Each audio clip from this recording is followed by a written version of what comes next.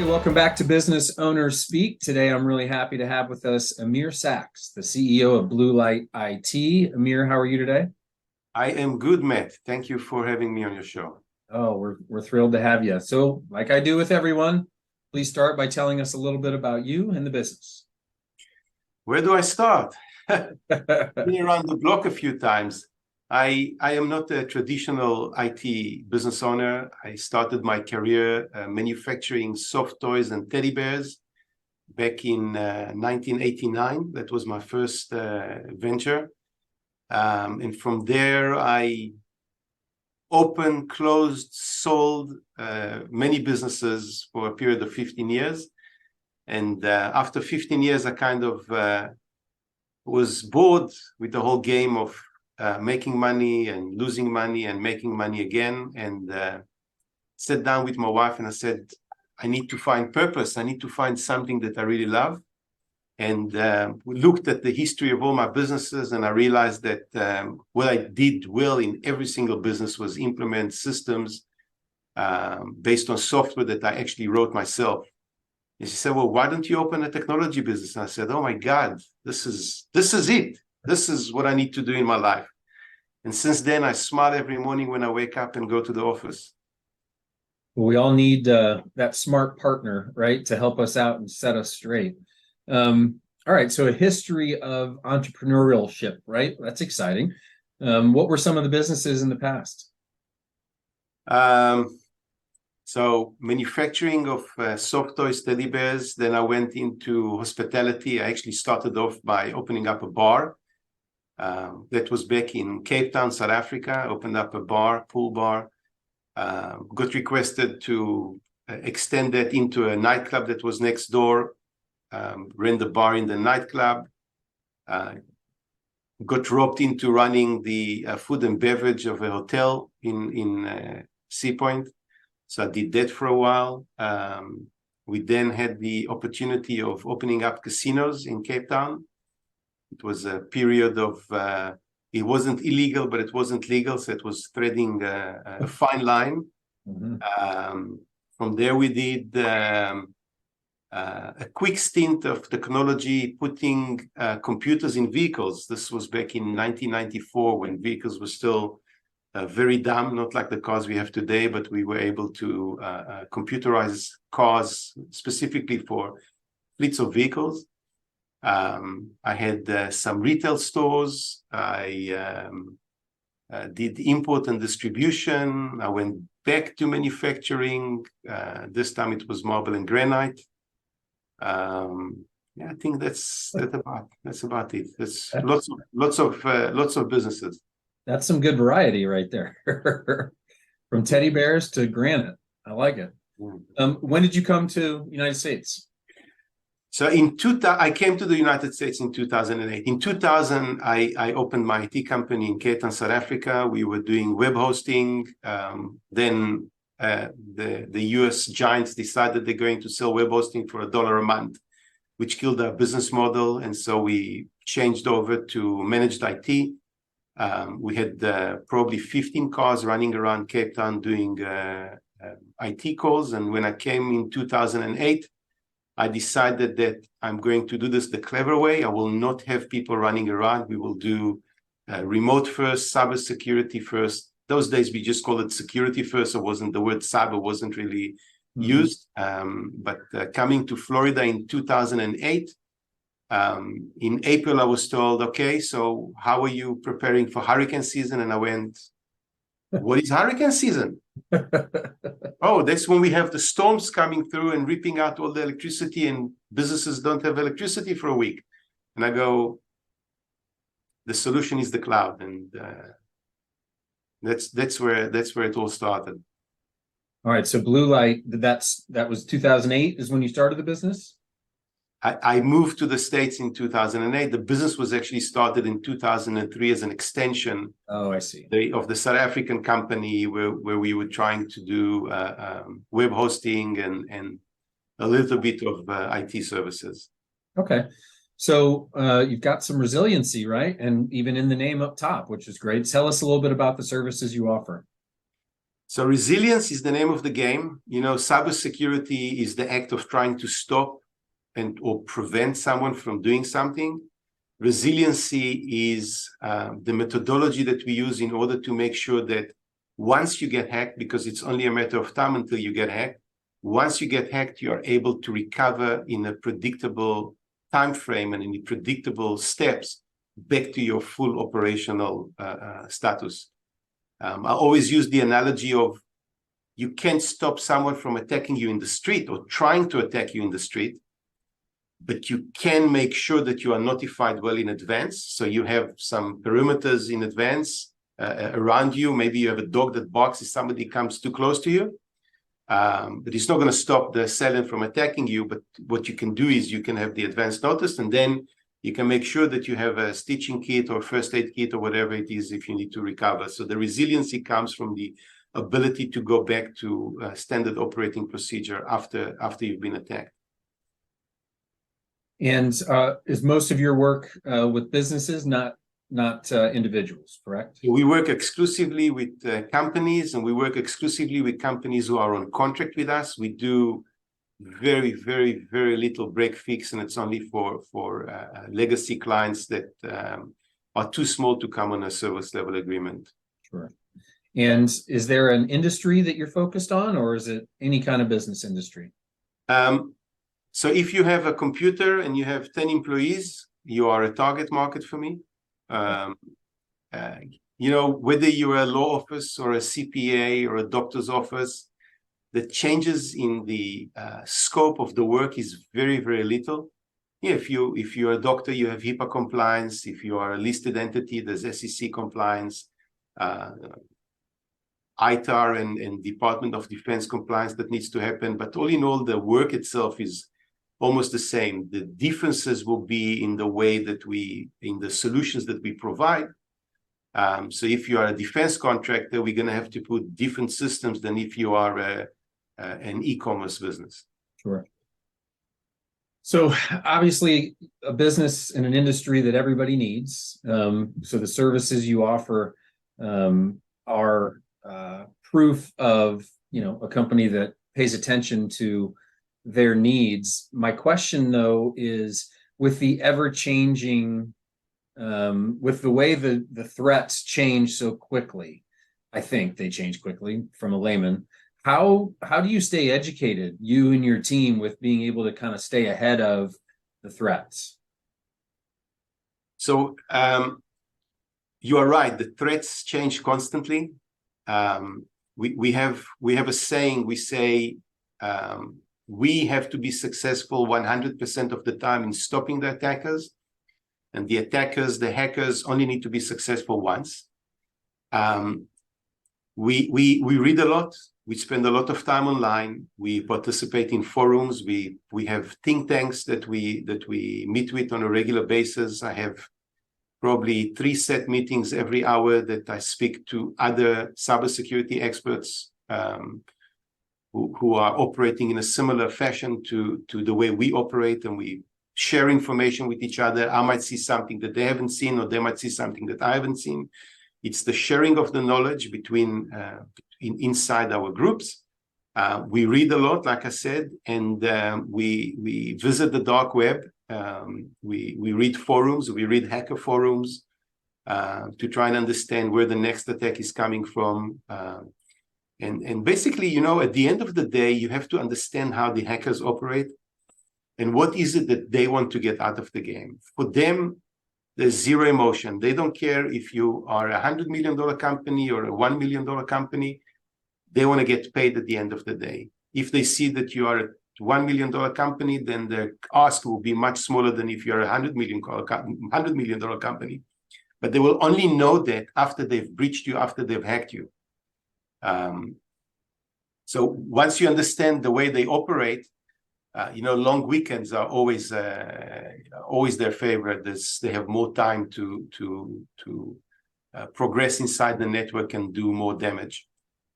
So that's basically that. A lot of reading. I spend 20 hours a week at least reading new material. It's such a good guys versus bad guys situation, right? You guys are like the sheriffs on the horses trying to So hold back the enemy. I tell everyone cybersecurity is not something new. You know, in the old days, it was cops and robbers, or in the very old days, it was cowboys and Indians. Then it was cops and robbers. Now it's hackers versus cybersecurity experts. It's the same thing, you know. The barrier to entry into hacking is very, very low today, especially with the AI that's arrived last year in November. Makes things very, very easy. It's easy money. You don't know who the person is. It's not like you're going to rob a bank. You know, if you go to rob a bank, you have to put a mask on, otherwise everybody knows who you are. There's so many things that you have to evade when you do a physical crime. But online, it's so easy to hide. Mm-hmm. And so the security and the alerting of the monitoring of the systems is critical in identifying that something happens. What are some of the major mistakes that companies and individuals within those businesses make that make them more susceptible? Excellent question. I always say that cybersecurity is a problem of vision, that you cannot see with your eyes what's going on inside your computer and your network. I think the biggest thing that people don't understand is they need to have eyes inside the network. They need to be monitoring the network traffic. It's like you sitting in Miami and you have a physical store in New York, and you have no idea what goes on in the store in New York. Let's say you have a store that's fully automated and there's no people inside the store. So people can walk in, take something off the shelf, scan it, pay, go, right? If you don't have proper security mechanism in place, people can just walk in and walk out with your goods and not pay for them. So the ability to see inside the network is critical, and it's probably the first line of defense. Network, endpoints, the ability to get vision into the infrastructure is critical. Yeah. All right. And so when you come on with a new client, a new business, what is that relationship like? What are some of the first things you do to kind of start to, whether you're replacing a previous company, right, or being the first time someone brought somebody on, what's that process look like? So the way we position ourselves is not as IT or tech support. We position ourselves as technology partners. We do way more than just IT support and cybersecurity. We sit down with the company owners or with the board of directors, depending on the size of the company, and we discuss the role of technology in their business. We try and understand what it is that they do inside the business, because that's critical to providing the correct solution. Once we understand how they operate the business and what they do, we look at what technology is available to make the business better. So I always like to say we are a service company that happens to deliver technology. Mm-hmm. Our emphasis is on delivering phenomenal service to our customers. Yeah. It so happens that right now it's cybersecurity and technology, but we had customers that sat down with us and said, hey, you know, we know it's not covered under our agreement, but AI is here. How do we leverage AI? And I said, well, AI is technology. It more than likely is included under our agreement, and let's sit down and have a discussion. How do we utilize AI? Just to go back to your actual question, what does the interaction look like? We sit down and we have a discussion about risk. We perform a risk assessment, which will allow us to understand what information the business holds that's critical. What are the steps that we need to take in order to get it back to normal operating procedure in case it gets hacked? And based on that, we custom make a solution for the company. Risk assessment takes anywhere between 3 days to a week to compile. We sit down, we tell them what we found, we show them what we think is the correct solution for them. And if they take it on, literally within 24 hours, we start securing their networks. You touched on AI. We know the bad guys are using AI. How are the good guys in your seat using AI moving forward to continue to stay ahead? You know, chasing the bad guys is a chase. We don't know what they're going to come up with. We will always be one step behind them. It's difficult to use AI on a day-to-day basis in use by us, right? We do have automated systems that we implement at our customers that look at the network traffic, for example. So I mentioned earlier that we have to have eyes inside the network. That generates a huge amount of data. That data is then processed by AI. The AI looks at the data and says, okay, fine, I have an anomaly here. Matt's computer is now talking to an IP address in Italy that he's never talked to before. What's going on there? And then it will alert a human who will go and have a look at the interaction and say, this is something that I'm interested in looking at or not. Obviously, if we see that Matt is in DC logging into his laptop, and then 5 minutes later, Matt is connecting to his email from California, that doesn't make sense. The AI will then immediately stop the secondary connection and alert us and tell us something's going wrong. We have something called impossible travel for that matter. Okay, interesting. To proactively use AI to fight the hackers is very difficult. Sure. Okay. But using it to leverage catching up, right? Or at least staying as close behind as possible is being done. That's Correct. Reassuring to us that don't understand all of that technology. So as someone that has opened and closed and bought and sold a lot of different businesses, Amir, what is some advice you could give to newer business owners or people that are maybe struggling a little bit and can't quite take the next step forward? Cash flow is king. Right? Yeah. Don't chase revenue. I read an interesting post by a friend today on LinkedIn. He said, we went from 0 to $1 million in revenue in 17 months. And we went from $1 million to $2 million in the following 5 months.